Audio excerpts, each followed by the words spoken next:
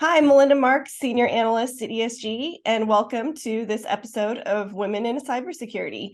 I'm excited today to have Fleur Chapman here with me. She's Chief Operating Officer at ITC Secure. I love how, your problem solving and analytical skills kind of led you to what you found was interesting. And I think those kinds of skills, as critical thinking skills, are so important in cybersecurity and, what our roles are, which is helping organizations and sharing best practices. So tell me a little bit about that current role at ITC Secure. How are you guys helping companies and, helping them stay secure? Just before moving into the COO role, I set up our risk and compliance function. So I implemented, with the help of others, GDPR for us, and I also set up and implemented our information security strategy and governance model.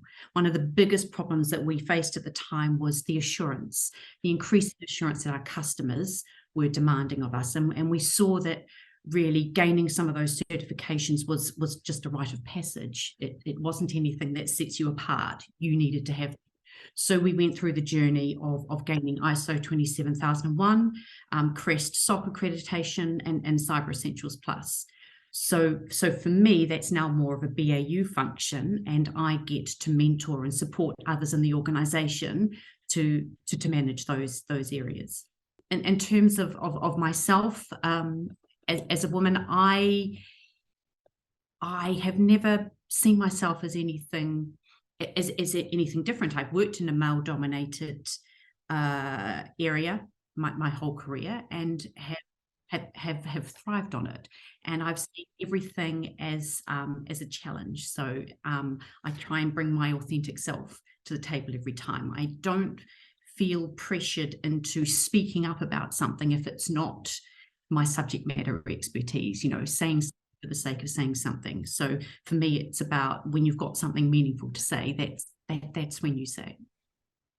Yep, that's great. That was something I talked about a lot in my first blog. Is just we like to compete with men. We are just as skilled, and it's just good to hear other women in cybersecurity stories on how we've been effective in our roles.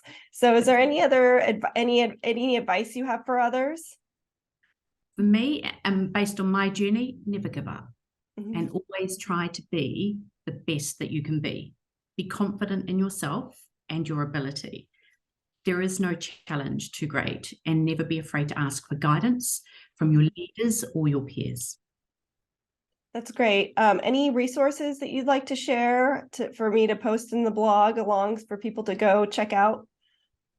So I read quite a lot. So I read quite a lot of sort of different books. Mm-hmm. And because my focus hasn't been about trying to, follow women in cyber or women in technology, it's probably been more recently and has been applicable to roles that I've had. So I think there's one book that I'm reading right now, which is The Smartest Person in the Room, which is actually about a cyber role, and it's about leveraging the smartest minds and looking at it from a technical versus a non-technical role. So I'm finding that really interesting. I was really inspired by a book, Unapologetically Ambitious. That was really great. That was about a woman who was even more ambitious than myself and set herself targets and deadlines. And it was really interesting to see that. When I first went into the COO role, I read the book, The First 90 Days. And as part of my thinking around my strategy and what I should do, taking advice from others, there's an endless list of books that I have been reading. That's so great. And I think that ambition and being ambitious is something to really embrace. Like sometimes I've heard people say, well, watch out for that person, they're ambitious. And it's like, there's nothing wrong with that. That just means, we're very serious about our careers and advancing and contributing to the companies that we're at. So those resources are super helpful. So Fleur, thanks so much for being with me today. It's been great having this conversation. Thanks for joining, and we'll see you next time.